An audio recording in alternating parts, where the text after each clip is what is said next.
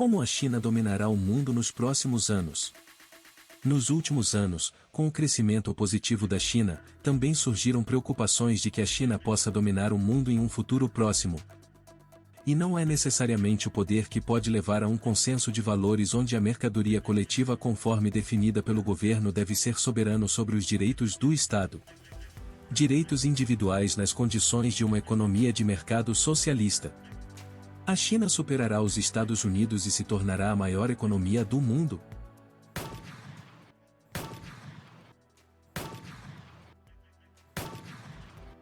Sejam executivos se perguntando de onde virão os lucros de longo prazo.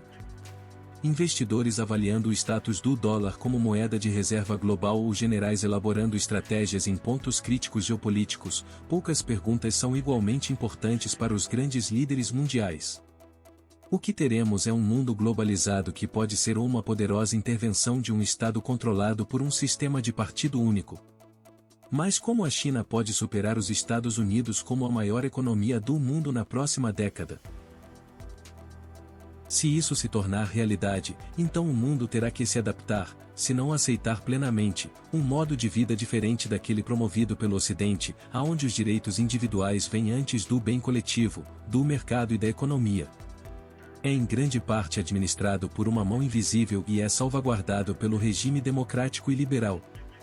Para entender realmente o que está acontecendo, temos que analisar a crescente competição entre os Estados Unidos e a China, que pode acabar em tribunal, pois a guerra de hoje não se dá em um campo armamentista e sim no campo das leis e influencia perante as pessoas.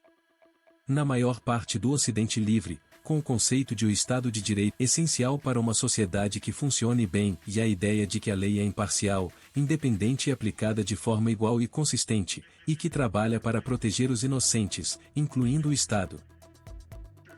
Os líderes chineses, no entanto, aderem ao conceito de o Estado de Direito, no qual o sistema legal é uma ferramenta usada para garantir o governo do Partido Comunista. Os tribunais são tribunais para fazer cumprir a vontade do governo. O governo pode fazer quase tudo o que ele quiser e encontrar uma linguagem útil para perdoá-lo. Por muitas décadas, os Estados Unidos têm sido o legislador e oficial de aplicação da lei do mundo. Com o objetivo de evitar mais derramamento de sangue de inocentes como aconteceu na Segunda Guerra Mundial, Washington procurou fortalecer um sistema global baseado em práticas compartilhadas, com instituições internacionais para se fortalecer e se proteger. Apoiando tudo isso estava o poder das Forças Armadas Americanas. Esse mandato estava incompleto, sujeito ao assédio de vários países, incluindo os Estados Unidos, mas manteve uma grande luta pelo poder ao espalhar prosperidade econômica e valores democráticos pelo mundo. É uma ordem que, embora entristecida, o governo está se esforçando para mantê-la, na democracia de hoje.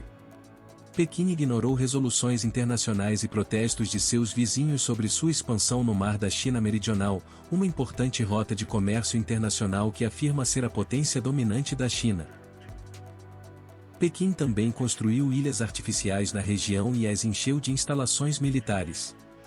Pequim tenta com sucesso reescrever as regras gerais das águas locais e da livre navegação, respaldando sua posição na chamada história chinesa da região, que remonta a mais de 2000 anos à dinastia Han, e outras reivindicações questionáveis.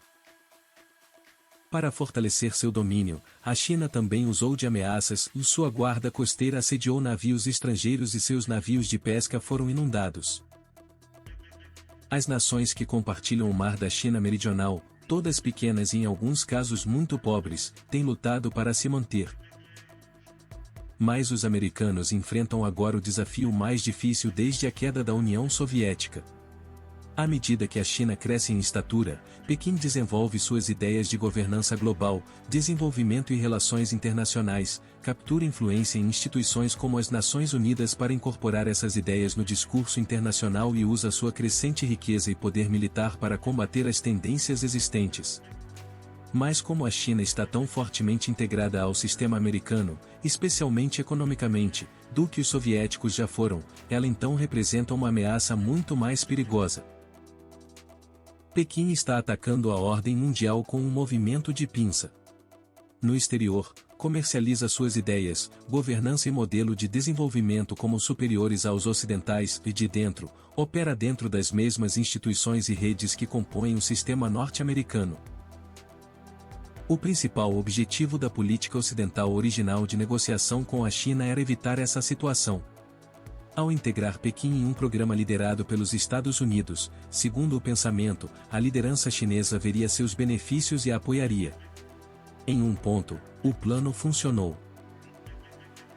A segurança nas fronteiras, o comércio e os investimentos promovidos pelo mandato dos Estados Unidos exacerbaram o crescimento da pobreza na China, enquanto Pequim está profundamente envolvida em instituições apoiadas pelos Estados Unidos, como a Organização Mundial do Comércio. Hoje, no entanto, o líder supremo da China, Xi Jinping, parece considerar o sistema dos Estados Unidos como um obstáculo ao poder da China.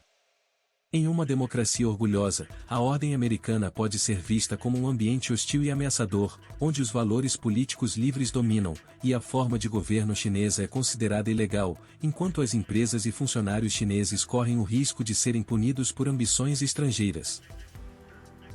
Na opinião de Xi Jinping, é importante que Pequim reescreva as regras para melhor servir aos seus interesses, e de forma mais geral, aos dos estados jurisdicionais.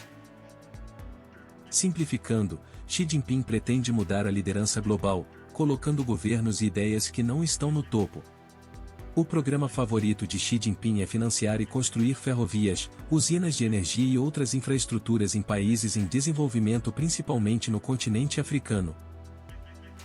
Os empréstimos são baseados na lei chinesa, muitas vezes sem condições claras e padrões fracos em relação a práticas trabalhistas, com corrupção e sem proteção ambiental, e quando os países pequenos não conseguem pagar suas dívidas no prazo, ficam comercialmente subordinados à China. Pequim sempre impôs sanções a países que consideram uma ameaça aos seus interesses. A Austrália, por exemplo, enfrentou grandes pressões econômicas, incluindo uma proibição efetiva de exportações, para apoiar uma investigação independente sobre as origens da epidemia de coronavírus, que Pequim vê como uma tentativa de minar o regime comunista. Com a Lituânia se aproximando recentemente de Taiwan, Pequim reduziu suas relações diplomáticas e proibiu as importações. Se isso é ruim o suficiente para os Estados Unidos, muito mais perigoso em países menos poderosos, ou seja, a maioria deles. Esses países querem ser protegidos por meio de um sistema que respeite a lei, onde que, pelo menos em teoria, possam lidar com a exploração de estados poderosos, por meio do Estado de Direito. Uma das razões pelas quais o governo australiano tomou medidas firmes em aspectos da política externa da China é seu compromisso com o cumprimento do mandato atual. No final, os Estados Unidos e a China provavelmente não concordarão sobre qual deve ser a ordem internacional e provavelmente não concordarão com as regras um do outro. Finalmente, eles não têm poder e podem utilizar plenamente sua própria versão das regras. Até certo ponto, ambos fizeram essa escolha. As superpotências não querem decisões imparciais e independentes de sua conduta sob a lei internacional atual. Eles querem consertar as coisas por conta própria. A China finge ser um país em desenvolvimento para ter benefícios que países de seu porte não teriam em um mundo perfeito. A guerra de leis é realmente sobre o poder: qual país o possui e qual país pode projetá-lo.